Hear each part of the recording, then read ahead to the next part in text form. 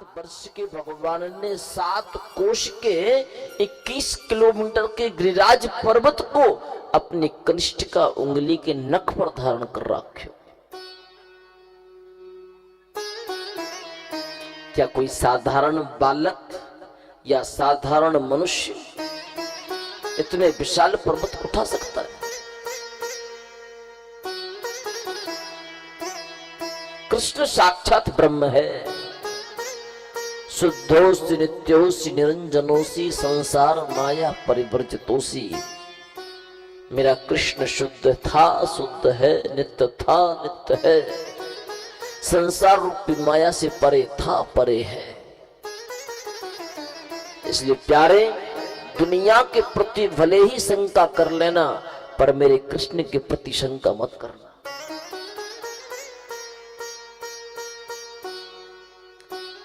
भगवान ने ऐसी मुरली बजाई कि जितनी भी गायों ने, जितने भी गोप ग्वालों ने, बछड़ों ने, मोर बंदरों ने उस मुरली की आवाज सुनी ना, दौड़े दौड़े चले आए। गिरिराज पर्वत के नीचे खड़े होकर के टकटकी लगा करके मेरे प्रभु को देखने लगे। 3 दिन हो गए, 3 रात्रि हो गई, भगवान के नेत्रों के पलक भी नाए झपके।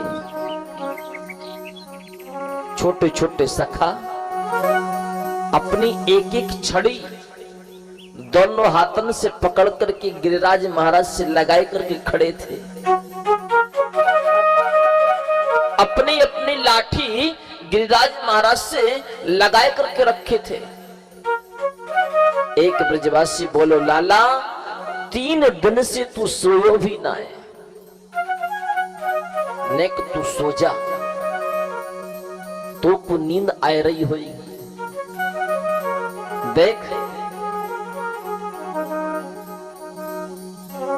भगवान बोले कि मैं यदि सो जाऊंगा ना तो तुम सारे के सारे सो जाओगे, या सो तुम सबको जगाने के ताई मुझको हमेशा जागना पड़े। ब्रजवासी कहने लगे, लाला तो को हम पर विश्वास ना है, तू का समझे कि या गिरिराज पर्वत को ते नहीं उठायो है? भगवान बोले, हम नहीं तो उठायो है, तुम में इतनी ताकत कहां है? तो ब्रजवासी कहने लगे, तू अपने आप को समझे का? भगवान के मुख से निकल गया कि मैं तो भगवान हूं। उसमें समझने वाली क्या बात है? ब्रजवासी बोले, लाला नेक इतको आइए, नेक दर्पण में अपना मुंह तो देख ले। तू कह रहे हो भगवान, तेने ऐसो कौन सो काम कीनो जासे तू भगवान है? भगवान बोले, मैंने पूतना मारी, मैंने तलाव्रत मानियो, मैंने शक्तासुर मारियो, मैंने बत्सासुर मारियो, मैंने अघासुर मारियो, मैंने व्योमासुर मारियो, मैंने बकासुर मारियो, काली नाग को नाथ्यो, दाबाग्नि को पान कीनो, यासु में भगवान। ब्रजवासी बोले, लाला बस, झूठ बोलबे की भी नेक हद हो गए, तो झूठ बोलते ही जाओगे, बोलते ही जाओ। भगवान ने कि मैंने कहा झूठ बोलो? ब्रजवासी बोले, लाला तेने जब पूतना को मारी थी ना, वह मरी मराई पूतना में 4-6 लाठी तो हमने भी मारी थी। तू का सोचे कि तू भगवान है? भगवान ने एक मुस्कुरावे के ताई लग गए। भगवान ने सोची कि ब्रजवासी मेरे को कभी भी भगवान नहीं समझ सकते, वो मुझे हमेशा अपना सखा समझेंगे। भगवान ने कि ठीक है ब्रजवासियों, नेक में आराम कर ले, तुम दोनों हाथन से अपनी अपनी लाठी को पकड़ करके रखो। ब्रजवासी ने दोनों हाथों से अपनी अपनी लाठी पकड़ ली। नहीं, बाबा सुखदेव कहते हैं, परीक्षित जैसे मेरे प्रभु ने अपने कनिष्ठ का उंगली के नख को तिल भर हटाना चाहो, जैसे गिरिराज महाराज नीचे के दाई आवे लगे, चट चट करते करते सारी की सारी छड़ियां टूट गई। ब्रजवासी बोले लाला पर्वत को संभाल, पर्वत को संभाल। भगवान ने फिर गिरिराज पर्वत को धारण कर लिया। ब्रजवासी कहने लगे लाला तो आज बताना पड़ेगा कि तुम्हें इतनी ताकत आई तो आई कहां से। तुम्हें इतनी ताकत तो थी नहीं।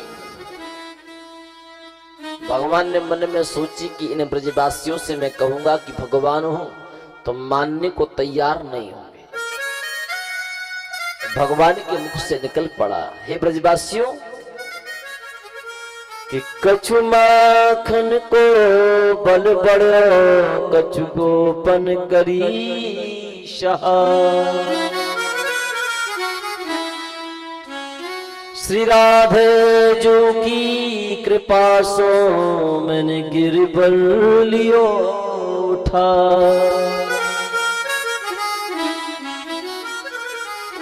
कछु माखन को बल बड़े। जब मैंने घर घर जाकर के माखन की चोरी की थी ना, ब माखन को खायो ना, ब माखन से नेक मेरी ताकत बढ़ गई। कछु गोपन करी सहाय। तुम सारे के सारे ब्रजवासी मुंह को टकटकी लगाए करके देख रहे थे ना, तो जो तुम्हारे अंदर ताकत थी और तुम्हारे शरीर की ताकत तुम्हारी आंखन में से निकल करके मेरी आंखन में से मेरे शरीर में आएगी।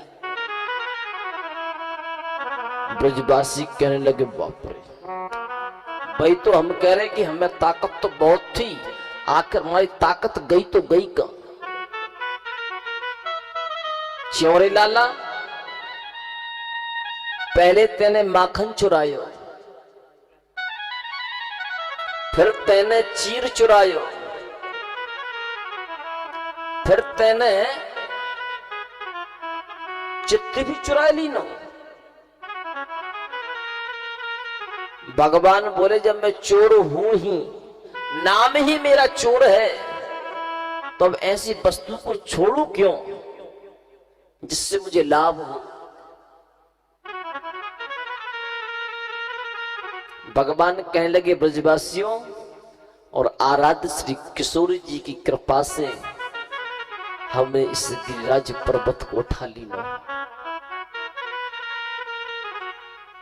जब जब भगवान किशोर जी के नाम को श्रवण करते हैं ना, तब तक भगवान का भाव गदगद हो जाता है, हृदय पुलकित हो जाता है, भगवान के नेत्रों से अश्रुबिंद प्रकट हो जाते हैं। बोले क्यों? मानो बाबा सुखदेव कहना चाहते हैं परीक्षित ये नाम ही इतना प्यारा है। जैसी यमुना की धारा कल कल कह करके बहती है ना, तो जो एक बार राधे के नाम को बोलता है, बोले भगवान उसके ऊपर अत्यंत प्रसन्न हो जाते हैं। तुम यदि कृष्ण कृष्ण कहोगे ना, तो भगवान कृष्ण कभी प्रसन्न नहीं होंगे।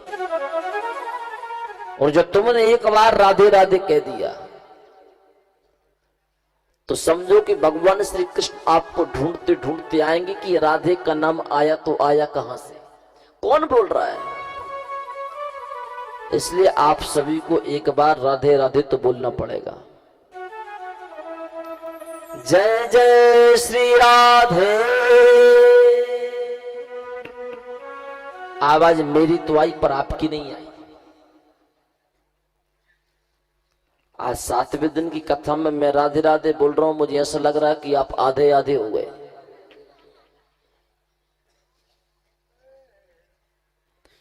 जजमान बड़े से छोटे कैसे हो गए? जजमान तो बहुत बड़े बड़े थे, तो बहुत छोटे छोटे हो गए। जजमानों का प्रमोशन होना चाहिए, डिमोशन हो रहा है, क्या बात है? कहां है जजमान यज्ञ के सभी?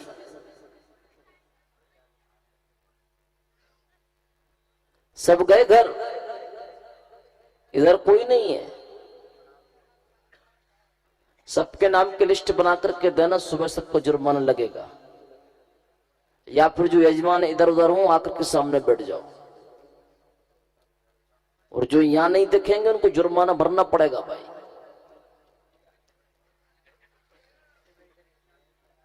अच्छा सिविल ड्रेस में, पर सिविल ड्रेस में पर ये तो दिखना चाहिए ना क्लियर।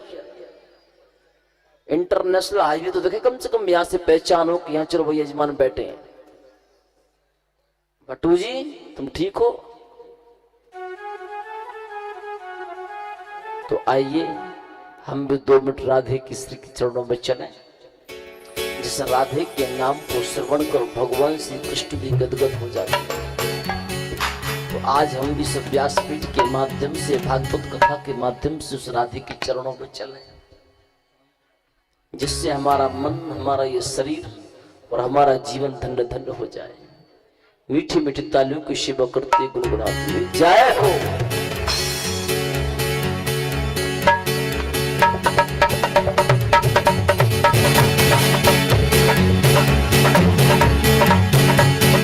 राधे राधे राधे राधे राधे राधे राधे बिहारी राधे राधे राधे बिहारी राधे राधे राधे आएंगे बिहारी राधे राधे राधे आएंगे बिहारी राधे राधे राधे चले आएंगे बिहारी राधे राधे राधे चले आएंगे बिहारी राधे राधे राधे चले आएंगे बिहारी राधे राधे राधे चले आएंगे बिहारी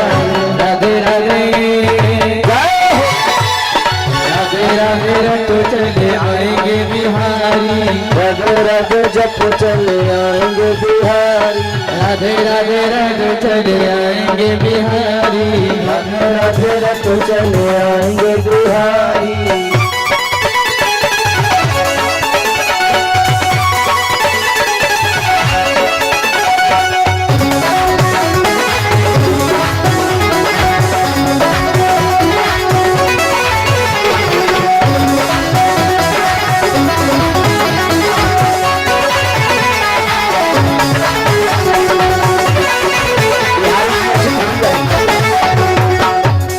बिहारी जी ऐसे थोड़ी आएंगे। बिहारी जी तो जब आएंगे कि आपके हाथ भी झूमते हुए दिखाई दे, शरीर भी झूमते हुए दिखाई दे। जब तक भगवान को संपूर्ण शरीर झूमते हुए दिखाई नहीं देगा वो नहीं आएंगे। इसलिए हरि बोल। राधा रानी चंदा तो सूरज है बिहारी राधा रानी चंदा तो सूरज है बिहारी राधा रानी चंदा तो सूरज है बिहारी राधा रानी चंदा तो सूरज है बिहारी राधे राधे राधे राधे रंग चले आएंगे बिहारी राधे राधे रंग चले आएंगे बिहारी राधे राधे रंग चले आएंगे बिहारी राधे राधे रंग चले आएंगे बिहारी राधे राधे रंग चले आएंगे बिहारी राधे राधे रंग चले आएंगे बिहारी राधे राधे रंग चले आएंगे बिहारी राधे राधे रंग चले आएंगे बिहारी राधे राधे रंग चले आएंगे बिहारी राधे राधे रंग चले आएंगे बिहारी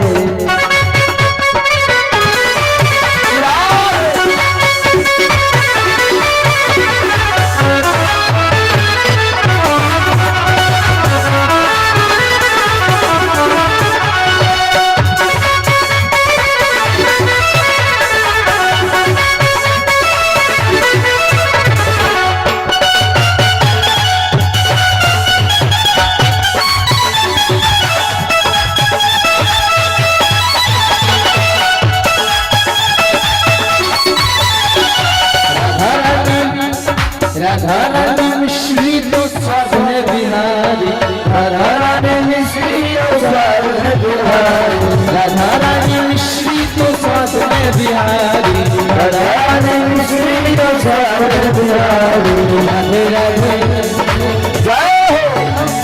राधे राधे रंग चले आएंगे बिहारी राधे राधे रंग चले आएंगे बिहारी राधे राधे रंग चले आएंगे बिहारी राधे राधे रंग चले आएंगे बिहारी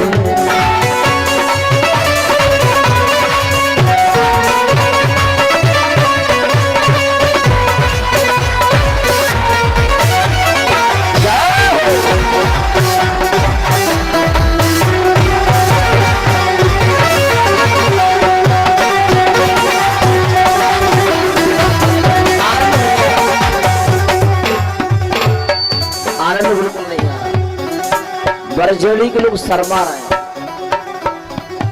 मैंने अभी कहा ना झूमते हुए।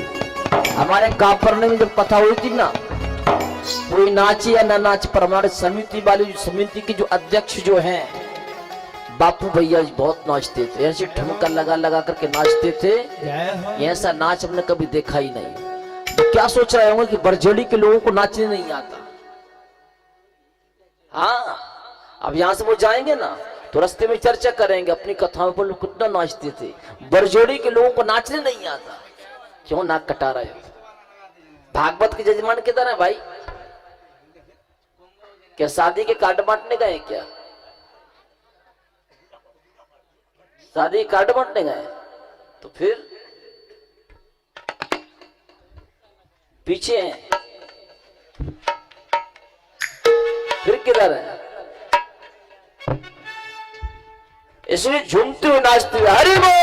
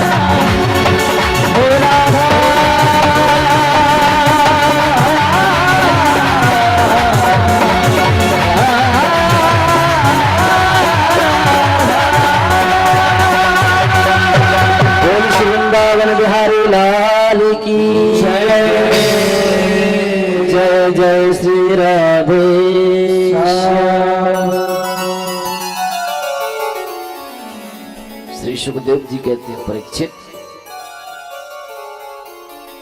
भगवान ने सुदर्शन चक्र को आदेश दिया कि जाओ सांवर्तक नामक के मेघ के संपूर्ण जल को सुखा दो। अगस्त मुनि का ध्यान किया कि त्रेता युग में हमने आपको पानी पिलाया था और द्वापर युग में हमने आपके लिए, त्रेता युग में हमने आपके लिए भोजन कराया था और द्वापर युग में हमने आपके लिए पानी की व्यवस्था की है। आप आओ और जल का पान करो। एक तरफ सुदर्शन चक्र संपूर्ण जल को सुखाता जा रहा है और एक तरफ अगस्त महामुनि संपूर्ण जल का पान करते जा रहा है। देवराज इंद्र ने अपने संपूर्ण दूतों को आदेश दिया कि जाओ, यदि ब्रजमंडल बह गया हो जल की वृष्टि बंद कर दो। दूतों ने और मेघों ने कहा, महाराज आप ब्रजमंडल को बहने की बात कहते हो, ब्रजमंडल में तो धूल उड़ रही है। बोले धूल उड़ रही है? सांवर्तक नामक मेघ का कोई असर नहीं है। बोले बिल्कुल नहीं हुआ। इंद्र समझ गए कि जिस कृष्ण को मैं साधारण बालक समझ रहा था, वो कृष्ण साधारण बालक नहीं है, साक्षात ब्रह्म है। देवराज इंद्र ने सुरभि गाय के दुग्ध को लेकर, सुंदर पुष्पों की मालाओं को लेकर ब्रज यात्रा आरंभ की और मात्र 10 मंत्रों में मेरे प्रभु की स्तुति की कि विशुद्ध सत्यम तद धाम शांतम तपोमयम दोस्तजरस्तमस्तकम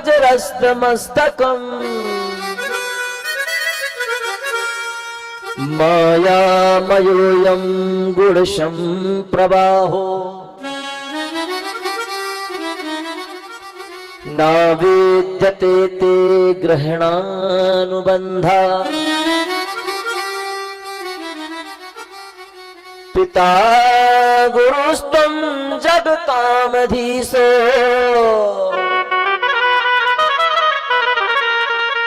दुरत्ययः काल उपात्त दंडः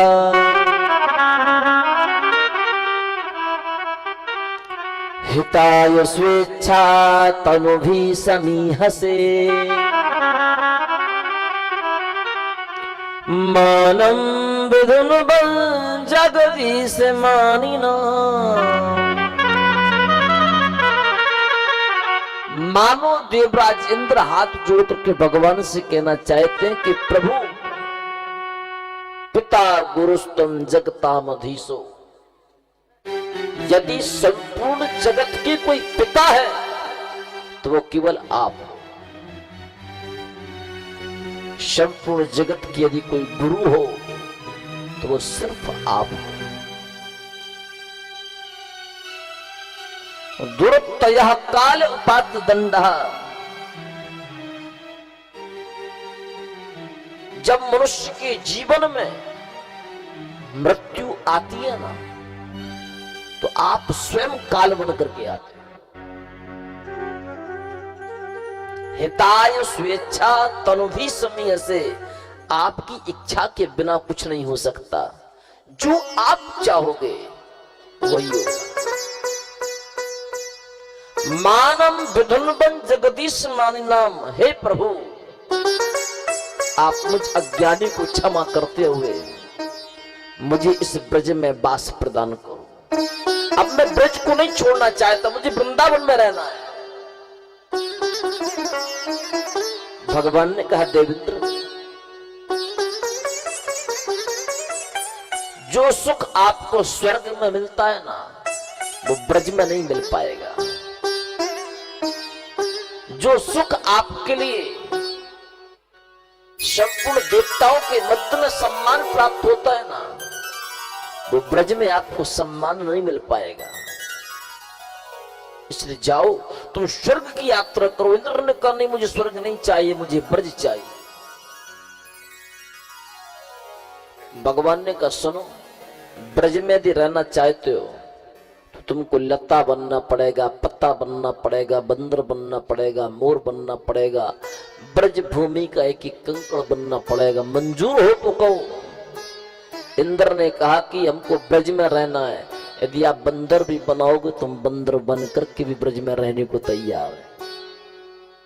इंद्र ने कहा कि आप हमको मोर बनाओ तो हम मोर बनकर के भी वृंदावन में रहने को तैयार हैं। यदि आपकी इच्छा है कि हम वृक्ष बनकर के ब्रजमंडल में रहें तो हम वृक्ष बनने को भी तैयार हैं, पर स्वर्ग हमको नहीं जाना, हमको ब्रज चाहिए। आप चाहते हो कि हम वृक्ष भी ना बने, कंकड़ बन जाएं, पत्थर बन जाएं, मिट्टी बन जाएं, प्रभु मिट्टी पत्थर कंकड़ बनने को भी तैयार हैं, पर ब्रज को छोड़कर के हम स्वर्ग नहीं जाना चाहते। भगवान ने कहा तो फिर अपने स्वर्ग के सभी देवताओं को लेकर के आओ, ब्रज मंडल में अलग अलग रूपों से आप स्थान ग्रहण करो। स्वर्ग के सभी देवता, कोई मोर बन गया, कोई बंदर बन गया, कोई गाय बन गया, कोई बछड़े बन गए, कोई पशु बन गया, कोई पक्षी बन गए। संपूर्ण ब्रज 84 कोश मंडल में स्वर्ग के देवता गुप्त रूप से वास करने लगे। आज जो ब्रज 84 कोश मंडल है ना, वहां पर जितने भी वृक्ष हैं वो सब स्वर्ग के देवता हैं। जितने बंदर हैं सब स्वर्ग के देवता हैं। मैं वृंदावन की घटना सुना रहा हूं आपको। वृंदावन में एक गोविंद देव मंदिर है।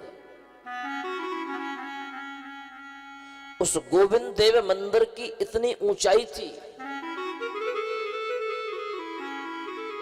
कि दिल्ली के लाल दरवाजे से वृंदावन का गोविंद देव मंदिर दिखाई देता था।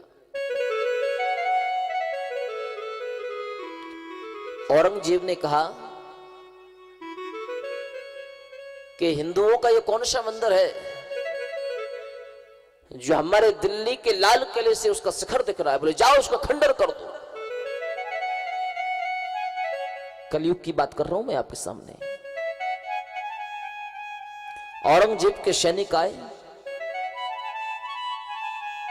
उस गोविंद देव मंदिर को खंडन करना चाहा, लेकिन एक रात पहले जो मूर्ति गोविंद देव मंदिर में स्थापित थी, जयपुर के राजा को स्वप्न दिया कि सुनो, यदि आप मुझे सुरक्षित चाहते हो तो वृंदावन से आप रातों ही रात मुझे जयपुर लेकर के आ जाओ, नहीं तो औरंगजेब के सैनिक आएंगे, वो मंदिर के साथ साथ मेरे शरीर को भी खंडित कर देंगे। राजा की आंख खुली, रात ही रात वृंदावन आए और गोविंद देव की मूर्ति को उठा करके ले गए जयपुर। दूसरे दिन सैनिक आए, सैनिकों ने मंदिर को तोड़ना चालू किया। केवल 2 मंजिल मंदिर बचा, बाकी संपूर्ण मंदिर टूट गया। तो उसी 2 मंजिल को भी वो तोड़ने वाले थे। वहां से 10 कदम से अपने आप इतने बंदर आए, कहां से आए ये आज तक किसी ब्रजवासी को पता नहीं। जो पहले के जो बुजुर्ग ब्रजवासियों ने जो गाथाएं लिखी हैं, उनकी परंपरा के लोग भी ये कहते हैं कि हमने आज तक ऐसी कभी स्थिति नहीं देखी। और उन बंदरों ने औरंगजेब के सैनिकों को मार मार करके भगाया। दूसरे दिन पता चला कि जहां से बंदर आए थे ना, उस जगह हनुमान जी की इतनी छोटी मूर्ति है। वो हनुमान जी की मूर्ति प्रतिदिन 1 तिल भर बढ़ती है। आज वो हनुमान जी की मूर्ति मेरे शरीर के बराबर हो गई। और उस मंदिर का नाम है सिंहपौर हनुमान मंदिर। कभी भी आप लोग वृंदावन जाओ तो गोविंद देव मंदिर का दर्शन करना और उसी के पास में सिंहपौर हनुमान मंदिर का दर्शन करना। कहने का तात्पर्य क्या है कि यदि आज गोविंद देव मंदिर की रक्षा की है तो ब्रजमंडल के बंदरों ने की है। वो बंदर कोई साधारण पशु नहीं है, पक्षी नहीं है, वो ब्रजमंडल के बंदर भी स्वर्ग के देवता हैं। ब्रजमंडल के मोर भी स्वर्ग के देवता हैं, वहां का वृक्ष भी स्वर्ग के देवता हैं।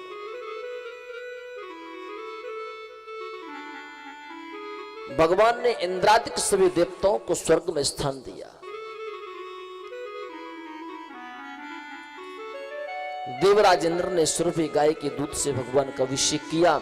सारे के सारे ब्रजवासी प्रसन्न होकर के आए कि देखो भैया, हमारे लाला के जय जयकार तो देवराज इंद्र भी करता है। जिस इंद्र महाराज के हम पूजन करते आए अभी तक, हमको क्या पता कि वो इंद्र महाराज हमारे लाला के चरणों में प्रणाम करता है। बोले जब हमारे लाला के चरणों में इंद्र प्रणाम करता है तो हमारे चरणों में इंद्र को प्रणाम करना ही पड़ेगा, क्योंकि हम भी उसके भगवान के मित्र हैं ना। ब्रजवासियों को भी गर्व आ गया, इसलिए ब्रजवासी कभी किसी से डरते नहीं। ब्रजवासियों का जो आत्मबल है ना, बड़ा ही प्रबल है, क्योंकि ब्रजवासियों का भगवान से सीधा कनेक्शन है। इसलिए ब्रज में यदि आप कभी भी दर्शन करने के लिए जाएं तो किसी भी ब्रजवासी का अपमान मत करना। ब्रजवासियों की बोली थोड़ी सी कठोर है, लेकिन प्यारे दिल के बड़े साफ रहते हैं वो लोग। इसलिए वृंदावन में जाओ, ब्रज 84 कोष मंडल में जाओ तो ब्रजवासियों का सम्मान तुम करोगे तो कृष्ण भगवान आपका सम्मान करेंगे, आपसे प्रेम करेंगे। आज भगवान गौचारण करने के लिए चल पड़े। ब्रजवासियों को भूख लगी। ब्रजवासियों ने कहा लाला, हम घर से तो कुछ खाने के लिए लेकर के आए नहीं, क्या खाएंगे? भगवान ने कहा कि यहां से कुछ ही दूरी पर कुछ ब्राह्मण यज्ञ कर रहे हैं, उन ब्राह्मणों से कुछ खाने की वस्तु लेकर के आओ, और यदि ब्राह्मण ना दें तो ब्राह्मणों की पत्नियों से लेकर के आ जाना। नन्हे नन्हे सखा गए, ब्राह्मणों को यज्ञ करते हुए देखा। ब्राह्मण पत्नियों के पास पहुंचे। ब्राह्मण पत्नियों ने सुंदर सुंदर भोजन, मिष्ठान्न आदि बनाकर के ब्रजवासियों को खिलाए। सुंदर भोजन का थाल लेकर के भगवान श्री कृष्ण के पास आए, और भगवान श्री कृष्ण का बड़ा ही सुंदर बांगमय स्वरूप, चिन्मयता को देख करके ब्रजमंडल के गोपियां स्तुति करने लगी कि श्यामं हिरण्य परधिम वनमाल्य बरहा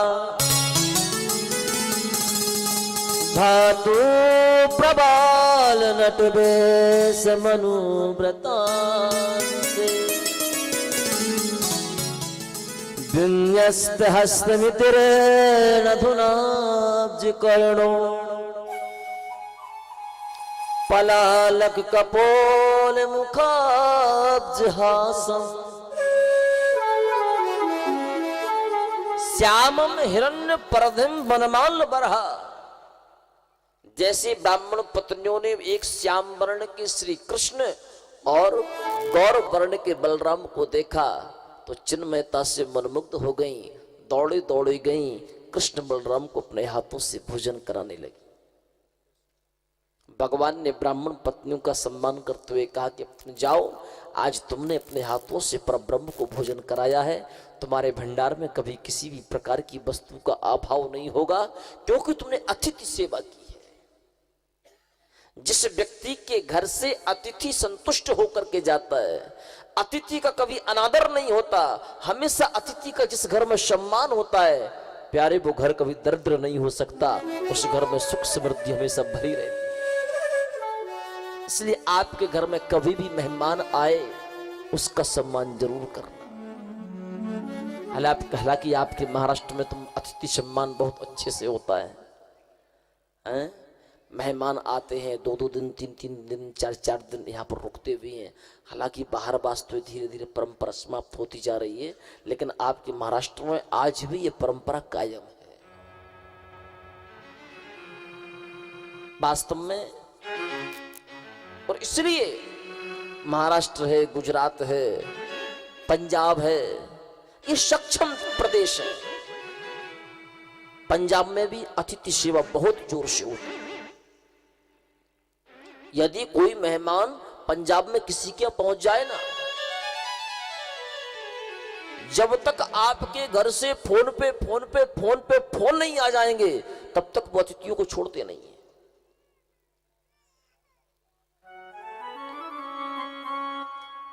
पिछली वर्ष हमारी कथा थी सोनीपत में। हालांकि सोनीपत हरियाणा में पड़ता है, लेकिन वहां से पंजाब हरियाणा का बॉर्डर है। 5 दिन की गौ कथा थी, लेकिन वहां से हम लोग 9 दिन में लौटकर क्या पाए थे? बोले आज कोई गाड़ी नहीं है। बोले महाराज जी आज यहां पर घूमने के लिए चलेंगे, शाम को बस आपकी टिकट करवाते हैं, शाम को बिठा देते हैं। वहां घुमाने के लिए ले गए तो रात को 2 बजे लौटे। अब घूमते घूमते हम भी थक गए थे। हमने सोचा कि चलो भाई 1-2 घंटे विश्राम कर लें, सुबह की गाड़ी में अपन या तो टीसी से रिजर्वेशन करवा लेंगे, फिर कोई व्यवस्था देखेंगे। और जैसे सुबह हुआ, बोले महाराज जी आज अपन लोग कुरुक्षेत्र चलेंगे, वहां पर दर्शन करेंगे, बहुत अच्छा स्थान है। भैया कुरुक्षेत्र ले गए, वहां पर देखा कि वहां 7-8 घंटे वहां पर दर्शनों में लग गए। और वहां से लौटकर क्या है? बोले महाराज जी आज हमारे यहाँ पर दाल चूरमा का अच्छा भोजन होता है, सरसों की साग और वो बाजरे की रोटी का बहुत अच्छा होता है, बताओ क्या बनवाएं? तो हमारे जी नरेंद्र भैया है ना, ये बोले कि आप तो एक काम करो, सरसों की साग और बाजरे की रोटी बनने दो। तो सरसों की साग और बाजरे की रोटी जैसे खाई तो ऐसा लगा कि अब तो भाई बिस्तर चाहिए। सो गए। सुबह 4 बजे नींद खुली। मैंने कि भाई हमको जाना है। बोले महाराज जी बस एक स्थान और रह गया, वहां पर घूमने के लिए और चलो, बस वहां से 2 बजे लौट कर क्या आएंगे, 4 बजे आपको बिठा देंगे। मैंने क्या आप नहीं बिठाओगे 2 दिनों में? बोले महाराज जी भरोसा करो। भैया भरोसा किया तो वो दिन भी चला गया। मतलब जब तक इनके घर से घर फोन पे फोन नहीं आए, हमारे फोन पे फोन नहीं आए, जब हम लोगों ने अपने मोबाइल की बात उनसे कराई भाई अब बात करो, तब उन्होंने कहा कि चलो महाराज जी आपको रिजर्वेशन करवा रहे थे, अब जाओ अब घर। तो पंजाब में, आपकी महाराष्ट्र में और गुजरात में अतिथि सेवा बहुत ज्यादा होती है। इसलिए ये तीनों प्रदेश सक्षम प्रदेश हैं। बस थोड़ा भगवान से मिलने का संबंध और नजदीक बनाओ। जितना अतिथि सेवा में नजदीकता है, उतनी थोड़ी भगवान से नजदीकता और रखो। महाराष्ट्र में सब कुछ अच्छा है, बस थोड़ा सा ये अच्छा नहीं है, बाकी सब कुछ अच्छा है। इसको और इसको, ये दोनों चीजों को त्याग दो। ये महाराष्ट्र भी, गुजरात भी, पंजाब भी किसी स्वर्ग से कम नहीं होगा। यदि स्वर्ग में और इन प्रदेशों में कहीं थोड़ा बहुत अंतर आता है तो इसकी वजह से और इसकी वजह से आता है। इसलिए इन दोनों चीजों को त्याग दो। जब पूरा महाराष्ट्र स्वर्ग होगा ना, तो बरजड़ी भी स्वर्ग बन जाएगी, कापराने भी स्वर्ग बन जाएगा, सब स्वर्ग बन जाएगा। फिर कोई हमसे पूछेगा महाराज जी कथा करने कहां जा रहे हो, हम भी कहेंगे स्वर्ग में जा रहे हैं। कम से कम कहने का मौका तो मिलेगा। इसलिए हर इंसान अपने घर को भी स्वर्ग बना सकता है, अपने घर को वैकुंठ बना सकता है, अपने आप को स्वर्गमय बना सकता है, अपने आप को वैकुंठमय बना सकता है। लेकिन स्वर्ग, वैकुंठ, गौलोक, ये तीनों व्यक्ति को जब उपलब्ध हो पाएंगे, जब मानव संस्कारवान शिष्टाचारवान बनेगा। आज घर घर भगवान पहुंचे, नगर भ्रमण हुआ ना। हालांकि भगवान को हर घर के दरवाजे खुले मिले। आज जहां जहां भगवान पहुंचे हर दरवाजा खुला मिला। पर प्यारे भगवान का सम्मान रखना। तो आज तो सुंदर रंगोली, सुंदर कलश की स्थापना की, भगवान की आरती उतारी, और कल से फिर जैसे कि तैसे हो जाओ। यदि ज्यादा कुछ परिवर्तन नहीं ला सकते तो एक ही चीज का परिवर्तन लेकर के आ जाना कि भगवान तुम्हारे दरवाजे पर आए, और यदि दोबारा तुम ऐसा काम करोगे तो भगवान बुरा मान जाएंगे कि देखो मैं तो उसके घर उससे मिलने के लिए गया था, लेकिन मेरे मिलने के आने के बाद भी उसके जीवन में कोई परिवर्तन नहीं हुआ, भगवान को दुख होगा। यदि भगवान से आपकी कोई नजदीकता है, भगवान से यदि आपका कोई संबंध है, तो प्यारे आज संकल्प कर लेना कि आज से हम जीवन में कभी भी दारू नहीं पिएंगे, शराब नहीं पिएंगे। आज हमारा सनातन धर्म सर्वाधिक होने पर भी बहुत कमजोर है। कमजोरी का कारण क्या है? क्योंकि आज सनातन धर्म के 75% लोग इन व्यसनों में समाहित हैं। जातिवाद में बटे हुए हैं। बोले हम ब्राह्मण हैं, वो क्षत्रिय हैं, वो वैश्य हैं, वो शूद्र हैं। आप जब जैन धर्म में जाओगे ना, हर व्यक्ति यही कहेगा कि हम जैन हैं। वो ये नहीं कहेगा कि हम ये हैं कि हम वो हैं। जब आप सिखों में जाओगे ना, तो वो यही कहेंगे हम सिख हैं। जब आप मुसलमानों में जाओगे ना, तो वो यही कहेंगे हम मुसलमान हैं। लेकिन सिर्फ हमें हिंदुओं में आने के बाद पता चलता है कि भाई हम ठाकुर हैं, बोले हम ब्राह्मण हैं, बोले हम राजपूत हैं, बोले हम माली हैं, बोले हम गिरासे हैं, बोले हम दांगी ठाकुर हैं, बोले हम कुशवाहे हैं, बोले हम अंबेडकरवादी हैं। ये सब हिंदू धर्म में आने के बाद पता चलता है। इसलिए हिंदू धर्म में एकता नहीं है। जिस दिन हिंदुत्व के मन में यह भाव लगेगा कि नहीं मैं सिर्फ हिंदू हूं, हिंदू के अलावा मैं कुछ और नहीं हूं, जो आपके वर्ण है ना, उन वर्णों को दिल में रखो। आप जो वर्ण के अनुसार कार्य है, उस कार्य को आप करो। लेकिन जब दुनिया के लोग आपसे पूछे कि आप कौन हो, तो सिर्फ इतना कहना कि मैं हिंदू हूं। तब तो ये हिंदुत्व की जागृता और हिंदुत्व की शक्ति दुनिया में पहचानी जाएगी। आज के समय में आप लोग बड़ी गौर से देखना, कभी भी आप यदि लंबा सफर करने के लिए जा रहे होगे ना, ट्रेन के जनरल डब्बे में यदि एक बर्थ पर 4 हिंदू बैठे होंगे ना, तो वो 5वें हिंदू को भी नहीं बैठाएगा। वो कहेगा यहां पर जगह नहीं है, दूसरा आ रहा है। वो 4 लोग बैठे जाएंगे, 5वां हिंदू कम से कम 8 घंटे सफर को खड़े होकर के तय करता है। लेकिन जब वही बर्थ पर 4 मुसलमान बैठे रहते हैं ना, यदि उनके सामने 4 मुसलमान और भी आ जाएं, तो वो उसी में एडजस्ट हो जाते हैं। क्यों? क्योंकि उनमें उनकी समाज के प्रति एकता का भाव है, और हम और आप में अपने हिंदुत्व के प्रति एकता का भाव नहीं, दुरात्मा का भाव है। हम और आप में सिर्फ एक यही झगड़ा चल रहा है कि मेरा नाम आगे क्यों नहीं आया, उसका नाम आगे क्यों आया। पैसा तो हमने भी दिया था। बोले ये राजकारण का काम बन रहा है, ये उस कारण का काम बन रहा है। जैन धर्म के लोग कभी राजकारण में विवाद नहीं करते प्यारे। मुसलमान लोग कभी राजकारण में अपने समाज को नहीं बांटते। राजकारण राजकारण की जगह है, लेकिन प्यारे हमारा धर्म हमारे धर्म की जगह है। राजकारण करोड़ों का सौदा कर सकता है, पर राजकारण हमारे धर्म से ऊपर नहीं हो सकता। राजकारण को जब झुकना पड़ेगा, हमारे धर्म के चरणों में झुकना पड़ेगा। जब वो राजकारण धर्म के चरणों में झुकता है, तो उस राजकारण के पीछे अपने धर्म को क्यों बांटते? इसे धर्म का सम्मान करना सीखो। मातृशक्ति बैठी हुई है, मेरे भाई बंधु सभी विराजमान हैं। इसलिए आज से ये संगठन करना कि हम सिर्फ हिंदू हैं, और आज से हम मदिरा का पान नहीं करेंगे, आज से हम मांस भक्षण नहीं करेंगे, क्योंकि परमात्मा की बनाई हुई दुनिया में हर जीवात्मा को जीने का अधिकार है। जैन धर्म में विद्यासागर जी महाराज कहते हैं कि जो व्यक्ति अपने जीवन में मांस भक्षण करता है, बोले उसे किसी भी धर्म में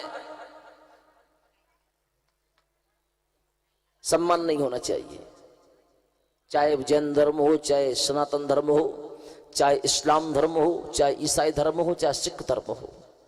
क्योंकि किसी भी धर्म में नहीं लिखा कि आप किसी जीवात्मा की हत्या करके उसका आप खाद्य पदार्थ अपना भोजन पानी आदि करो। इसलिए सभी शाकाहारी बनो। भागवत महापुराण हमको संदेश देना चाहता है। संपूर्ण ब्रज मंडल की गोपियों के साथ मेरे प्रभु ने रास क्रीड़ा की। भगवान शिव स्वयं गोपी बनकर के आए और एक रूप से भगवान शिव ब्रज मंडल में हमेशा हमेशा के लिए वास करने लगे। भगवान शिव का एक नाम और पड़ गया, बोले गोपीश्वर महादेव की।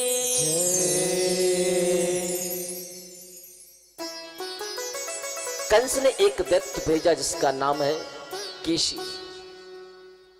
आज मेरे प्रभु ने केसी नाम के दैत्य का भी उद्धार किया। देवर्षि नारद ने जाकर के महाराज कंस से कहा कि देखो, तुमने अभी तक जितने दैत्य भेजे हैं ना, एक भी दैत्य जीवित अवस्था में लौट करके नहीं आया, सारे के सारे दैत्य मारे गए। अब तुम अक्रूर को भेज करके कृष्ण बलराम को मथुरा बुला लो। कंस ने अक्रूर जी को वृंदावन भेजा, धनुष यज्ञ के आयोजन का निमंत्रण दिया और अक्रूर जी कृष्ण बलराम को लेकर के मथुरा पहुंचे। मथुरा में जाकर के मेरे प्रभु ने कुवल्यापीड़ नामक दैत्य का वध करते हुए मुष्टिक चाणूर आदि का वध किया और कंस आदि दैत्यों का वध करते हुए उग्रसेन को बंधन से मुक्त किया, वसुदेव देवकी को बंधन से मुक्त किया। सुखदेव जी कहते हैं, परीक्षित, कृष्ण बलराम का यज्ञोपवीत संस्कार हुआ। सांदीपन मुनि आश्रम उज्जैन नगरी में आकर के मेरे प्रभु ने अल्प काल में ही संपूर्ण वेद शास्त्र उपनिषदों का ज्ञान अर्जित किया। सुदामा नाम के ब्राह्मण से मेरे प्रभु की मित्रता हुई। मथुरा वापस लौट करके आए। भगवान को ब्रज की याद आई। आज उद्धव ने भगवान को रोते हुए देखा। उद्धव ने भगवान से पूछा, गोविंद तुम क्यों रो रहे हो? भगवान ने कहा, उद्धव, वो मेरा वृंदावन, वो मेरी गाय, वो मेरे बछड़े मुझे हमेशा याद आते हैं। परसों की कह के आयो तो वर्षों बीत गए, अभी तक मैं वृंदावन वापस नहीं गया। तुम एक काम करो, वृंदावन जाओ और वृंदावन में जाकर के ब्रजमंडली की गोपियों को संदेश देना, उन्हें समझाना कि वो मुझे याद ना करें, क्योंकि जब वो मुझे याद करती है ना, तब मुझे भी उनकी याद आती है। भागवत का ये प्रसंग हमें अपने जीवन से जोड़ने का यत्न करता है। जब हमें अपने किसी भी सगे संबंधी की याद आती है ना, तो आप सिर्फ ये मत समझना कि आप ही उसे याद कर रहे हो। जब कहीं ना कहीं वो आपको बैठ करके याद कर रहा है, तब आज आपको उसकी याद आई। जब तक सामने वाला बंदा आपको याद नहीं करेगा, तो आपको उसकी याद आ ही नहीं सकती। जब प्रेम के एक दूसरे के कनेक्शन जोड़ते हैं ना, तब परस्पर एक दूसरे को याद करते हैं। दूरियां होने के बाद भी नजदीकियां बढ़ जाती हैं। जब कभी कभी हम अकेले बैठते हैं, भगवान की याद आती है, तो ये समझना कि भगवान भी हमको याद कर रहे हैं। और जिस व्यक्ति को कभी भगवान की याद नहीं आती ना, तो समझना कि भगवान उसको बिल्कुल भी लाइक नहीं करते, भगवान उसको याद करते ही नहीं। और जो बार बार भगवान को याद करते करते अपने नेत्रों से अश्रुबिंद प्रवाहित करता है, समझो कि भगवान भी उसके कारण बहुत रो रहे होंगे। आज भगवान भी उसे याद करते करते रो रहे होंगे। तो भगवान कहते हैं कि उद्धव, तुम एक बार वृंदावन जाओ, वृंदावन जाकर के मेरी ब्रजमंडल की गोपियों से कहना कि वो मुझे याद ना करे। उधो मोहि ब्रज बिसरत नाहि।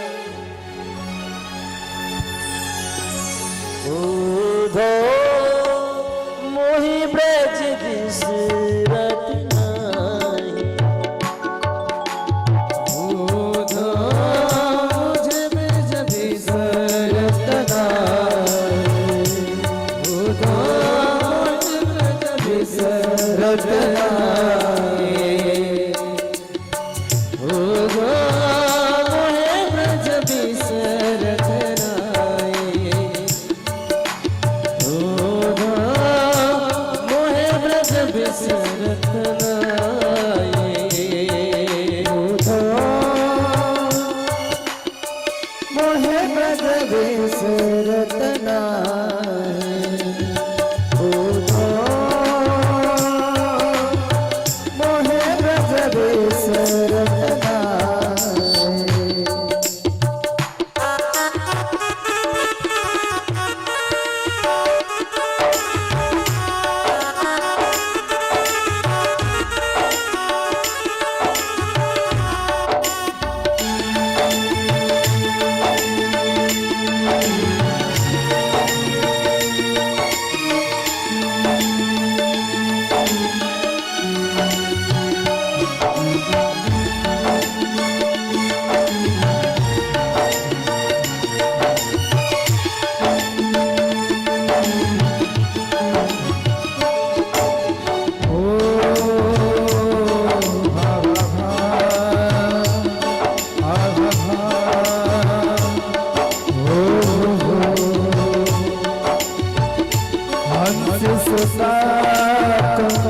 सुंदर कलरव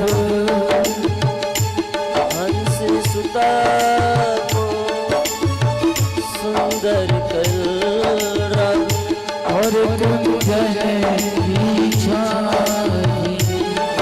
उधो मोहि ब्रज बिसरत नाहि।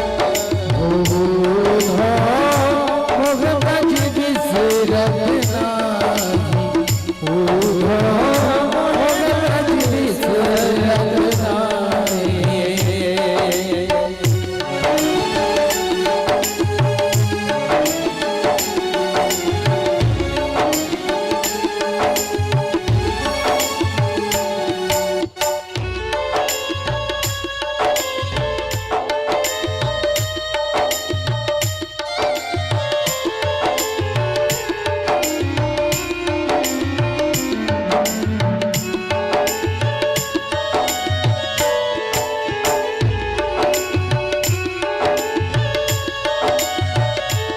उद्धव, तुम एक बार वृंदावन चले जाओ। केवल ब्रजमंडल की गोपियों से इतना कहना कि वो अपने मन को उस ब्रह्म में लगाएं, उस परमात्मा में लगाएं, वो मुझे बिल्कुल भी याद ना आए। उद्धव ने कहा कि मैं देव गुरु बृहस्पति का शिष्य ब्रजमंडल में जाकर के अशिक्षित लोगों को वेदांत पद का ज्ञान कैसे प्रदान करूं? कि मथुरा कंचन की नगरी मणिमुक्ता जहिमा। जब ही सूरत आवत सुख की जियत मरत सुधिना। तुम जानते हो कि तुम्हारी मथुरा नगरी बड़ी सुंदर है, लेकिन जब मेरे को मेरी उस ब्रज की याद आती है ना, तो तुम्हारे मथुरा नगरी की सुंदरता किसी काम की नहीं। इसलिए तुम जाओ वृंदावन, उन ब्रज गोपियों को शुभ उपदेश प्रदान करो। उद्धव वृंदावन पहुंचे, ब्रजमंडल के गोपियों को सुंदर उपदेश किया। पांडल के पीछे कुछ लोग खड़े होकर के बातचीत कर रहे हैं। मैं उन सज्जनों से कहना चाहूंगा कि भागवत पांडल में आकर के बैठे, और जो लोग यहाँ पर खड़े हुए हैं ना, यहाँ पर खड़े रहने की आवश्यकता नहीं है। या तो आप घर जाओ या फिर पांडाल में आकर के बैठो।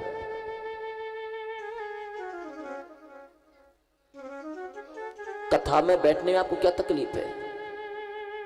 ये मेरे पास शिकायत आई है। जो आप लोग खड़े हो ना, अपने आप में आप समझदार हो, लेकिन हर व्यक्ति को आप समझदार नहीं दिखोगे। हर व्यक्ति की नजरों में आपकी ये मूर्खता का परिचय है। इतना सुंदर मंदिर बैठने के लिए बनाया है, खड़े होकर के तमाशा देखा जाता है, खड़े होकर कथा नहीं सुनी जाती।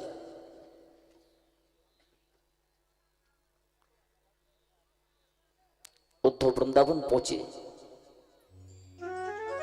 ब्रजमंडल की गोपियों को सुंदर उपदेश किया, लेकिन जैसे उद्धव ने ब्रजमंडल के प्रेम को देखा, 7 मिनट की कह के गए थे, 7 महीने उद्धव ने ब्रजमंडल में बिताए। 7 महीने के बाद जब लौट करके आए तो भगवान से बोले, कृष्ण तुमको वापस वृंदावन चलना होगा। वृंदावन में इतनी सुंदर प्रेम की स्थिति है, उस प्रेम को छोड़ करके तुम मथुरा क्यों आ गए? भगवान ने कहा, उद्धव मैं अपने वृंदावन के प्रेम से कभी जुदा नहीं हो सकता। ब्रजमंडल का प्रेम तो मेरे दिल के अंदर है। वो तो तुम्हें ज्ञान का अभिमान था, उस ज्ञान के अभिमान को नष्ट कराने के लिए मुझे वृंदावन भेजना पड़ा। वस्तुतः मैं वृंदावन से कभी एक क्षण के लिए भी बाहर नहीं जाता, हमेशा ब्रजमंडल में वास करता हूं। कंस की 2 पत्नी हैं, एक का नाम अस्ति है, दूसरी का नाम प्राप्ति है। कंस की दोनों पत्नियां जरासंध के पास पहुंची। जरासंध उनके पिताजी हैं, जरासंध कंस के ससुर जी थे। अस्ति प्राप्ति को रोते हुए वैधव्य स्थिति में जैसी जरासंध ने देखा, जरासंध ने कहा, बेटी ये क्या हुआ, तुम्हारा स्वभाव क्यों उजड़ गया? अस्ति प्राप्ति ने कहा कि ब्रजमंडल से 2 ग्वाल आए, उन्होंने संपूर्ण मथुरा नगरी के दैत्य वंश को नष्ट कर दिया, स्वयं का अधिपत्य बना लिया। जरासंध ने 17 बार मथुरा पर चढ़ाई की, मेरे प्रभु ने 17 बार जरासंध को परास्त कर दिया। 18वें बार में जरासंध ने कई ब्राह्मणों को बंधक बना लिया और उनसे कहा कि सुनो, यदि मैंने मथुरा नगरी पर विजय प्राप्त कर ली तो तुम संपूर्ण ब्राह्मणों को इतना धन दूंगा, इतना धन दूंगा कि जीवन में कहीं जाने की जरूरत नहीं पड़ेगी। और यदि मैं मथुरा से हार करके आ गया तो एक भी ब्राह्मण को जीवित नहीं छोड़ूंगा, सब ब्राह्मणों को मरना पड़ेगा। ब्राह्मणों ने भगवान की स्तुति की, किया बाहिरं न जानामि तवार्चन, पूजां चैव न जानामि क्षम्यतां परमेश्वर।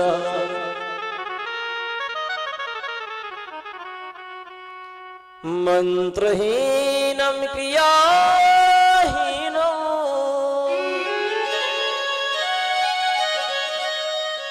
भक्तिहीनं सुरेश्वरः।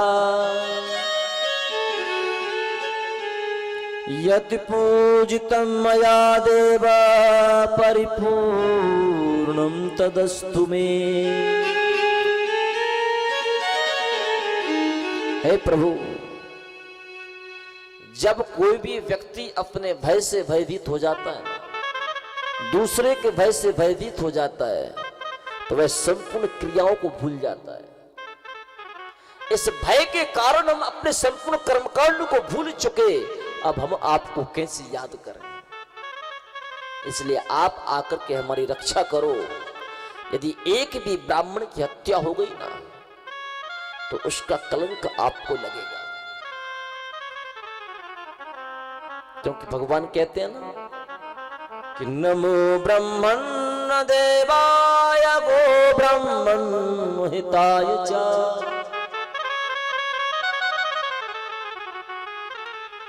जगद्धिताय कृष्णाय गोविंदाय नमो नमः।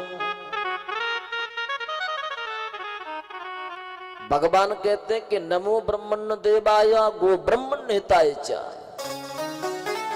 जब मैं अवतार लेकर के आता हूं ना, तो जब गाय पर संकट होने लग जाए, ब्राह्मणों पर संकट होने लग जाए, तो समझो कि अब मेरे को आना पड़ेगा। तो ब्राह्मण कहते हैं कि प्रभु जरासंध के संकट में हम बंधे हुए हैं, इसलिए अब आपको आना पड़ेगा। भगवान ने बलराम जी से कहा, दाऊ भैया अब हम इस बार जरासंध से युद्ध नहीं करेंगे, रण छोड़ करके भागेंगे। यदि हमारे भागने से कई ब्राह्मणों के प्राणों की रक्षा होती है तो हमको भागना भी मंजूर है। बलराम जी कहते हैं कि दुनिया के लोग तुमको भगोड़ा कहेंगे, दुनिया के लोग तुमको डरपोक कहेंगे, तुम क्यों भाग रहे हो? भगवान ने कहा, सुनो, माखन चोर तो पहले से कहते थे, चित्त चोर भी पहले से कहते थे। अब यदि रण छोड़ कहने लग जाएं तो उसमें हमको क्या फर्क पड़ता है? बदनाम सुधा तुम पहले से ही है, अब हमें कौन सा सम्मान मिलने वाला है? हम तो रण छोड़ करके भागेंगे। जैसे ही जरासंध ने 18वीं बार आक्रमण किया, उसके पहले भगवान ने विश्वकर्मा को आदेश दिया कि जाओ तुम सुंदर द्वारिकापुरी का निर्माण करो। विश्वकर्मा ने सुंदर द्वारिकापुरी का निर्माण किया। योग माया को आदेश दिया कि जाओ संपूर्ण मथुरा वासियों को उठाकर के द्वारिका भेज दो। योग माया ने संपूर्ण मथुरा वासियों